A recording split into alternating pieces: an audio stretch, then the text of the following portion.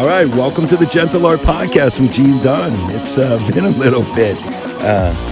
We got a lot of requests to restart the podcast after the dreaded COVID syndrome, and it took me a little bit to kind of process and get my sea legs together, if you will, and we're back. So. Our first guest is Mr. Thomas Clifford. Welcome, Tom. Thank you, sir. Excited to be here again. Happy to see you on the other side. Yes. So our first episode back, we thought we'd discuss some martial arts related topics. Perfect. And kind of how we see some of these martial arts principles and how they relate to our practice, how they relate to students' practice, and then we'll go from there. So, Thomas, welcome again, and I'm happy to see you. Thank you for taking the drive down from Rockland. Thank you. So, I'm not going to start with Mr. Funakoshi's precepts, but we giggle. We've been giggling a lot about my return to training with Mr. Vizio, Master Paul Vizio, Sifu Paul Vizio.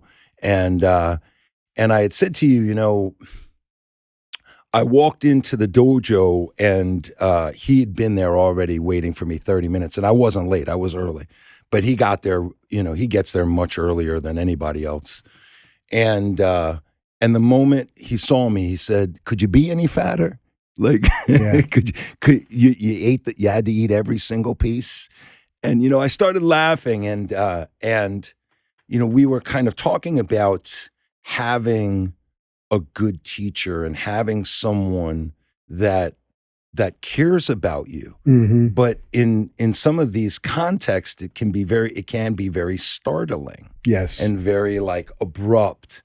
And we were discussing like, what that means, what it means to be a student of a teacher like that, what it means to be a teacher that is aiming for progress in a way that isn't coddling someone. Yes. And so you were like, yeah, like well, you kind of ask yourself, what would you prefer him to say? How could he have better greeted you? It's about as good as it gets. Yeah. Because he has your best interests at heart. He wants the best for you. I believe. And I believe he's not there to insult you, but he's certainly not there to compliment you. He's there to point some things out to you. My personal belief is that martial arts is not taught, it's learned. And what our instructors can offer us is suggestions. They're really not corrections. Yeah. They don't become corrections until we make them. Right. But because they can only be suggestions, I think the more potent, the more powerful. So how did it affect you? Well, I'll tell you how it affected me. Well, first, like the what I loved is like, yeah, you were like, yeah, he cares that you don't die of diabetes. Yeah. And how old is he now? If you don't, is it appropriate to ask? He doesn't talk about his age, but he's older than we are. If I do the math, I'm guessing he's in his 80s. Yeah. And he can legitimately still whoop my ass. Like I would not tangle with him. One of the interesting stories, I don't know if I've said this on the podcast, but when we used to train, he'd say, "Gene, my goal when we were training pre-COVID on a regular basis, I should say, when we used to train. Yes. I've had a relationship with the guy for 30 plus years. So, but pre-COVID, we were training on the regular. Once a week. And he would say, my goal is to be like these old Chinese guys that I used to see as a kid. Like I get on the bus in Chinatown and try to roll people. Like I was, he's a colorful guy, right? And he's like, there would be like inevitably be some old Chinese man, these are his words, sitting in the corner of the bus, the back of the bus, and he was giving off a scent like, don't like he just Wrong guy. wrong guy. Yeah. Like he and Mr. Vizio said to me, like, for all intent and purposes, I could have, got whatever I want. He was not going to do anything to me, but I didn't want to test the waters. Like I just wasn't interested. And he says, that's my goal.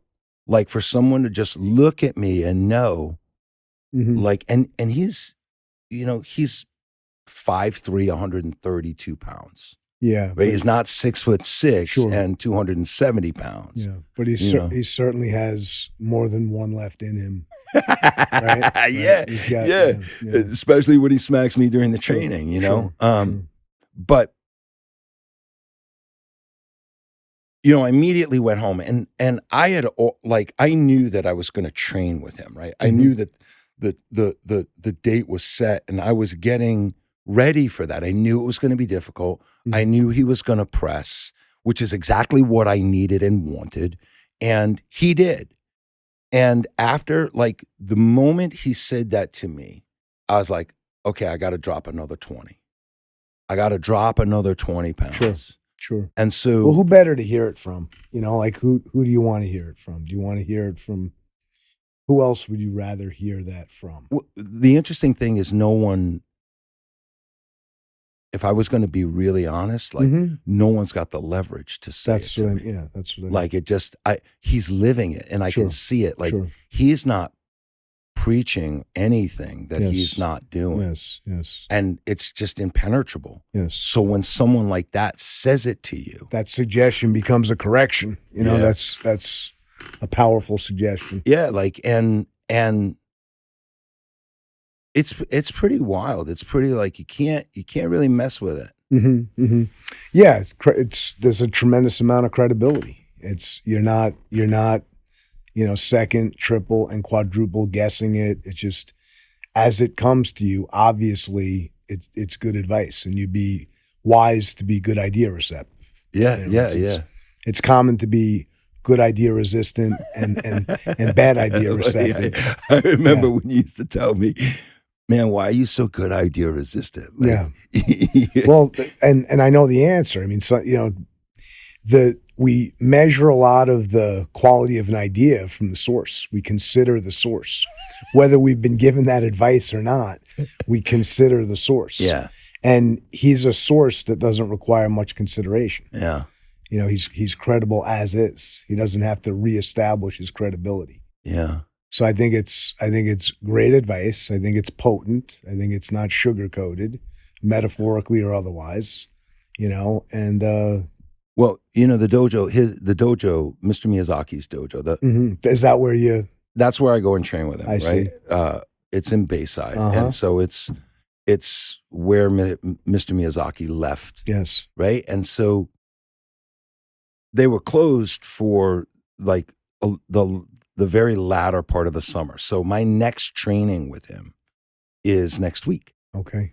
And I dropped the 20. I dropped more than 20. Great. So like, I know that when he sees me next time, he's going to go, could you be any fatter? Yeah. Like, you know what I mean? Like Yes. he just wants the best for me.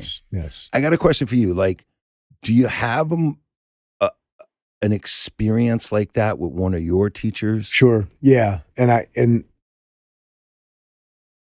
a single experience or one that was powerful. Yeah. Like, I've got 1 billion with him. Yeah. But it's just most recent. Most of the experiences were like that.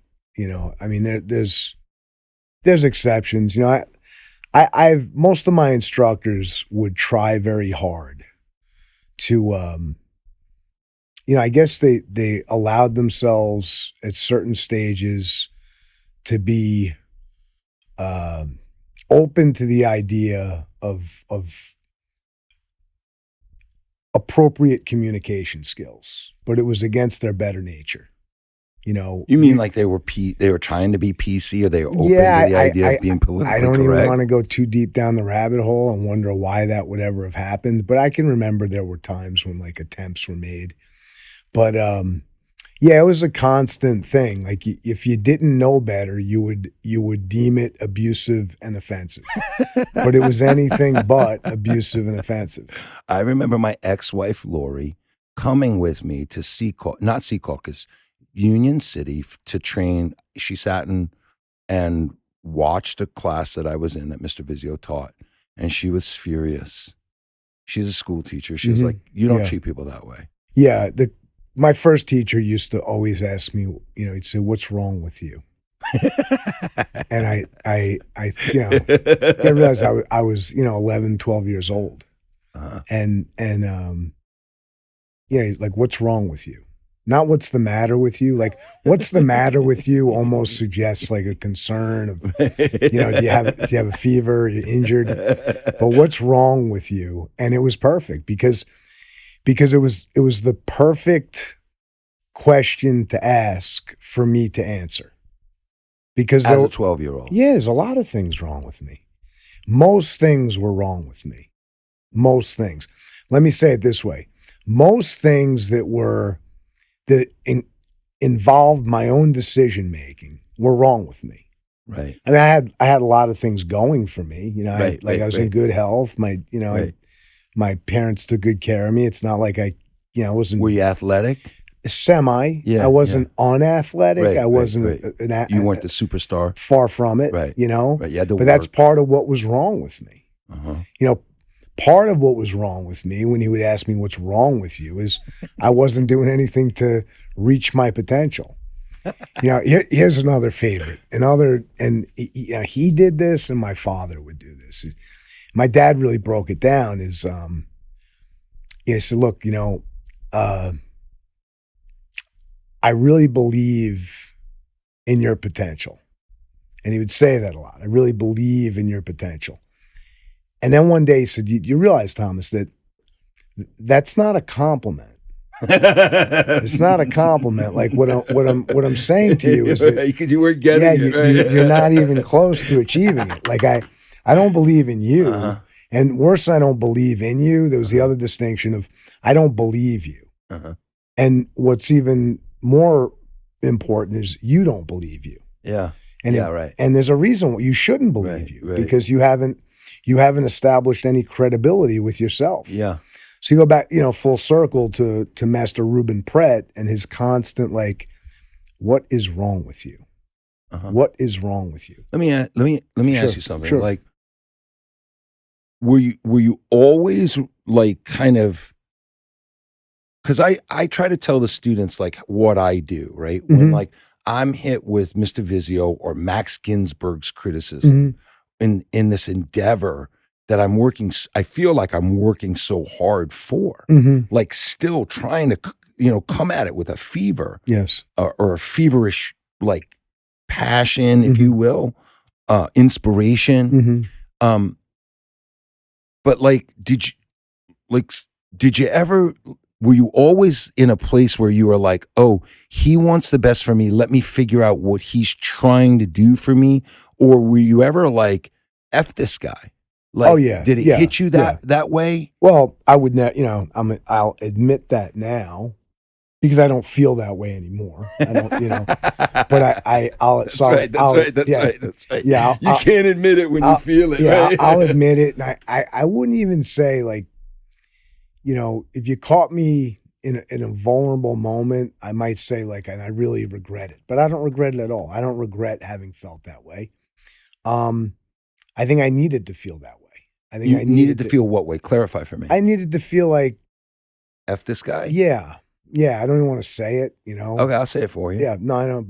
But yeah, I went through periods later where I was embarrassed and ashamed for even having felt that way. Yeah, I feel that way too. But I think I needed to feel that way. Yeah. It was necessary. And so what did you do with it? Like, because I'm thinking like. Well, interesting, because as much as I felt that way, a better part of me knew better. I knew better. I knew better. You knew better than to think that way, or you knew better to act on it? Yeah, I knew better than to act on it. I knew the value. Yeah, this is my point. Yeah. Yeah, like how did you get there, buddy? Because I think that's a foreign thing for people. Well, it was. Especially these days. I found it to be glaringly obvious. Like I found it to be difficult to not recognize. Like he had something that I didn't. And he had something that most people didn't. It was clear. Yeah. Yeah. and that you wanted, that I wanted. Yeah, I wanted. and that's what absolutely. that's what bridged the gap. A big part of it was that it was very obvious that, he could take it or leave it. As much as You can take Tom or leave Tom. yeah, as much as he had my best interest at heart, the relationship was very contingent upon my dedication. Yes, of course. Yeah, like he wasn't going to chase me. Yes. If I walked out the door, it's not like he's going to show up at my house and ask That's my right. parents. Yeah, where's Tom? Yeah, zero. Yeah. So I knew that too, and I think I kind of know that about all of my teachers, and I like it. Yeah, you want. Yeah, I that's want the it to way be you that want way. it. Yes, right. Yes, I want it to be that Yeah. way. Yeah, it holds you to a higher standard. And So it's important to have a teacher that one is competent and also is an example of what the teaching is, right? yes, Right. yes, And yes. then when you're going through these if you have a tough teacher or if you've chosen a tough teacher, like when you go through these processes of like, man, F this guy, Yeah, a lot of torment. I mean, to make it sound like it was all, pleasure. It was all joy. It was bliss. It's none far of from it, the truth. buddy, none of it. Lot of tears. Most of lot it. of tears, a lot of rage, a lot of I feel that way yeah, too. Yeah, a tremendous amount of animosity. And again, you could perhaps interpret it as duplicity, because I would not behave in a manner that was at all disrespectful. Yeah. And I wouldn't speak negatively about my instructor behind his back, Yeah. which made it even more difficult because it was all in my own mind. Yeah, man. I'll tell you, it's very hard. It's very, very hard. Like that's one of the problems associated with this path is that like when you get upset, like you wanna like commiserate with others. But I tried a few times. I mean, for the purpose of transparency, yeah. I gave that a shot. And what'd you find? Well, this is what I found. You almost got punched in your face. No. What I'm saying, what I tried is kind of having a pity party with some of my classmates. Yeah, that's right. And far from almost getting punched in the face, I wanted to punch people in the face because in my mind, like I was being objective and constructive, but I wasn't being objective or constructive. What I was being was a weakling and destructive. Yeah. And a weakling. And what I would not have noticed it if it were not for the fact, and the others probably felt the same way about me, but it really infuriated me. It infuriated me, and it didn't make me stop feeling that way, but it made me shut my mouth about it because it was infuriating. Right. And it's a trap because as infuriating as it was, another couple days of it, you could see where it becomes a hobby. Yep. Where this propensity to confess the sins of others and constantly complain about the leadership. Yep. I mean, if you look at the woes of the world, many of the woes of the world are complaints about the leadership. My teacher, my parents, my boss, this person, that. A lot of complaints about the leadership, which absolves us of responsibility.